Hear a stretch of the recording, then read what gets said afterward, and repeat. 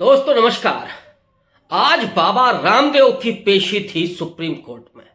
साथ में थे उनके एमडी यानी पतंजलि के एमडी योगी बालकृष्ण।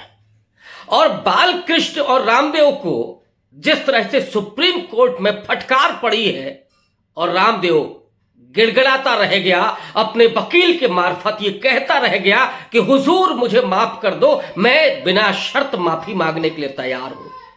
लेकिन सुप्रीम कोर्ट में दो जजों की पीठ ने इससे इनकार कर दिया है और यह साफ कर दिया है कि अगली तारीख को फिर से हाजिर होना है। और क्यों नहीं, जो कहा गया था नवंबर में कि किसी भी तरह का भ्रामक प्रचार नहीं होना चाहिए, जो दावे पतंजलि ने किए थे कुछ दवाइयों को लेकर के, वो भ्रामक दावे वापस लेने होंगे।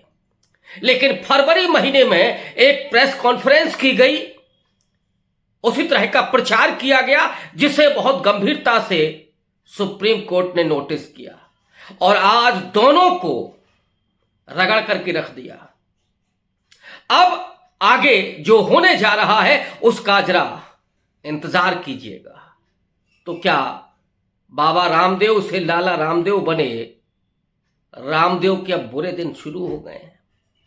मैं इस स्टोरी पर आऊं उसके पहले जरा ले चलता हूं पीछे। बाबा रामदेव उत्तरांचल की माने उत्तराखंड के उस क्षेत्र में जहां कभी साइकिल से जाकर के लोगों को योग सिखाया करते थे, आगे चल करके उन्होंने पतंजलि योग पीठ बनाया और धीरे धीरे योग को उन्होंने ब्रांड बनाना शुरू किया, उसका मार्केटाइजेशन शुरू किया। और यहीं से बाबा रामदेव की कहानी शुरू होती है, दूसरी कहानी। और वो दूसरी कहानी के वो हिंदुत्व के एक ब्रांड एम्बेसडर की तरह काम करना शुरू कर दिए।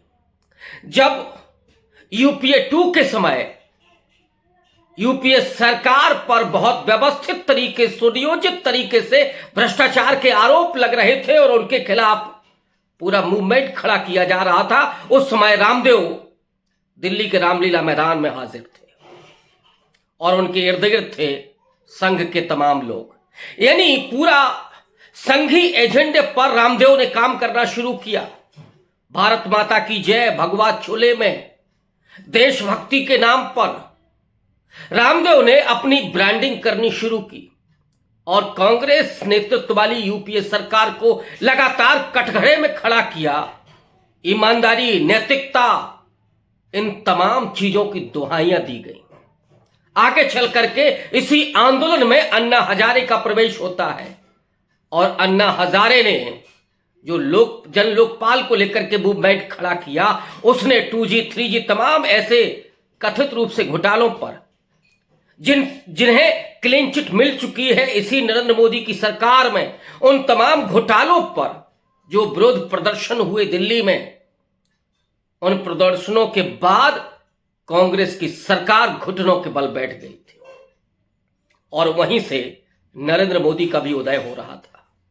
नरेंद्र मोदी जो गुजरात से निकल करके उस हिंदुत्व के रथ पर सवार होकर के, कारपोरेट की दोनों कंधों पर सवार होकर के नरेंद्र मोदी दिल्ली की तरफ कूच कर रहे थे और रामदेव इंडिया टीवी के दफ्तर में बैठ करके वो अपना बिग दे रहे थे इंटरव्यू और उसमें कह रहे थे कि आपको 80 रुपए लीटर पेट्रोल चाहिए या 30-35 रुपए लीटर पेट्रोल चाहिए। और यह भी कह रहे थे कि काला धन सारा विदेश से वापस हो जाएगा तो जो टैक्सधारी हैं उन्हें इनकम टैक्स नहीं देना पड़ेगा, यानी महंगाई कम हो जाएगी, लोगों की मुश्किलें कम हो जाएंगी।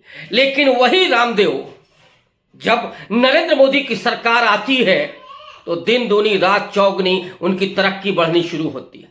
हजारों करोड़ का उनका पतंजलि का साम्राज्य खड़ा होता है। उस साम्राज्य के भीतर बहुत सारे इल्जाम लगने शुरू होते हैं। उनकी तमाम दवाइयों से लेकर के जो देसी नुस्खे और तमाम तरह की ऐसी औषधियां, खान पान की चीजें और उस योग के विज्ञापन के साथ मिलाकर के रामदेव ने जो बेचना शुरू किया, इल्जाम तो उनके शहद पर भी लगे, गाय के शुद्ध देशी घी पर भी लगे, और विदेशों में जहां उनकी जांच हुई वापस कर दिए गए। लेकिन बाबा रामदेव तो असली लाला रामदेव निकले। उन्होंने तो गोमूत्र भी बेच लिया, पंचगव्य भी बेच लिया, यानी गाय के गोबर से लेकर के गाय के घी, दूध, दही, पेशाब सबको बेच लिया और रामदेव ने एक बड़ा साम्राज्य खड़ा कर लिया।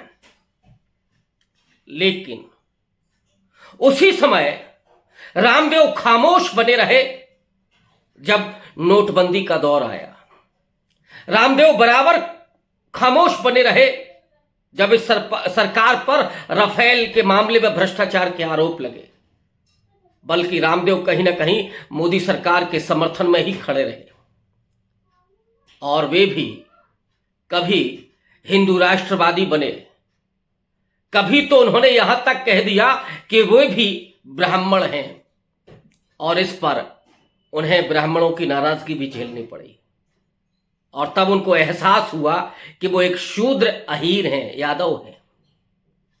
लेकिन रामदेव वहां रुकते नहीं हैं।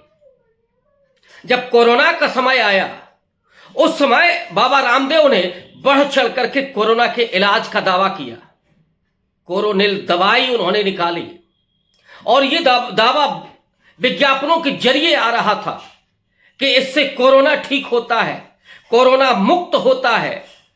और उसमें रामदेव हजारों करोड़ का बिजनेस कर गए। जब तक उस पर रोक लगती, और आश्चर्य तो इस बात का कि जिस समय वो वैज्ञानिक दवाइयों, एलोपैथ पर हमला कर रहे थे, डॉक्टरी पर हमला कर रहे थे, उनको बेइज्जत कर रहे थे, उस समय भी सरकार उनके पक्ष में खड़ी नहीं हुई थी। माने उन वैज्ञानिकों के पक्ष में सरकार खामोश थी। रामदेव के उन बयानों पर जो कतई अवैज्ञानिक बयान थे, उस समय जो डॉक्टर्स की संस्थाएं थीं, वैज्ञानिक संस्थाएं थीं, वो रामदेव के खिलाफ खड़ी थीं। लेकिन धीरे धीरे वो भी खामोश हो गई, मायूस हो गई, कमजोर हो गई, उनकी आवाजों को नहीं सुना गया। और रामदेव है तो पूरे लठैत की तरह है। ये कह रहे थे कि एलोपैथ की कोई हिम्मत नहीं है, हम तो योग से ही बहुत सारी बीमारियां दूर कर देते हैं। लेकिन खुद जब बीमार पड़े तो दिल्ली के बड़े अस्पतालों में भर्ती होना पड़ा। लोगों ने मजाक उड़ाया कि यही रामदेव हैं जो ये कहते हैं कि योग से कोई बीमारी नहीं आती। लेकिन जब बीमार पड़ते हैं तो उन्हीं डॉक्टरों की शरण में पहुंचते हैं जिनके बारे में वो गलत बयानी कर रहे थे। फिर भी रामदेव का कुछ नहीं बिगड़ा। रामदेव ने कोरोनिल को बेचा, और यह भ्रामक प्रचार भी सुप्रीम कोर्ट तक पहुंच गया। सुनवाई सुप्रीम कोर्ट में जरा धीरे होती है।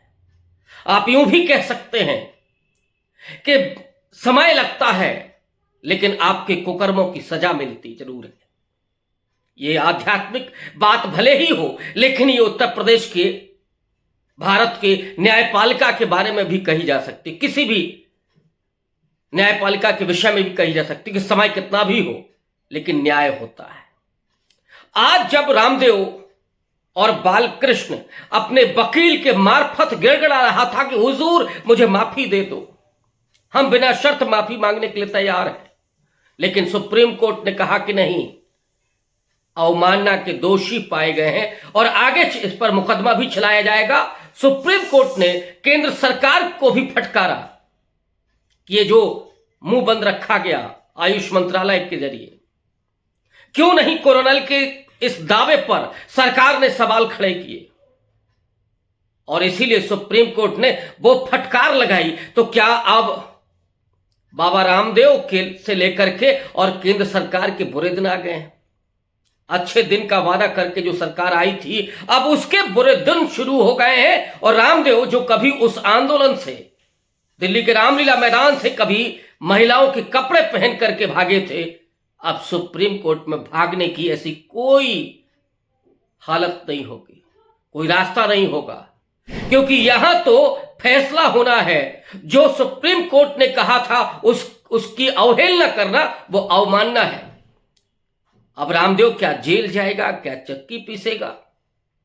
और सवाल तो इस सरकार पर भी, जिसको आज थोड़ा फटकारा भी कि नरेंद्र मोदी की सरकार में, हाँ ये जरूर है कि बहुत सहायता की थी रामदेव ने नरेंद्र मोदी को लाने में। एक तरह से उन्होंने पलक पावड़े बिछाए थे, लेकिन जो रामदेव अपने आप को बड़ा ईमानदार, नैतिक, ये भारतीय संस्कृति का एक पोषक बताते हैं, वो रामदेव इस समय की महंगाई पर खामोश, बेरोजगारी पर खामोश, भ्रष्टाचार के आरोपों पर खामोश, इलेक्टोरल बॉन्ड के मुद्दे पर खामोश। और ये खामोशी दर खामोशी भी उन्हें केंद्र सरकार से जरूर बचा सकती है, लेकिन सुप्रीम कोर्ट से नहीं बचा सकती है। और आज ये सुप्रीम कोर्ट ने कह दिया है कि अब रामदेव जेल जाएगा।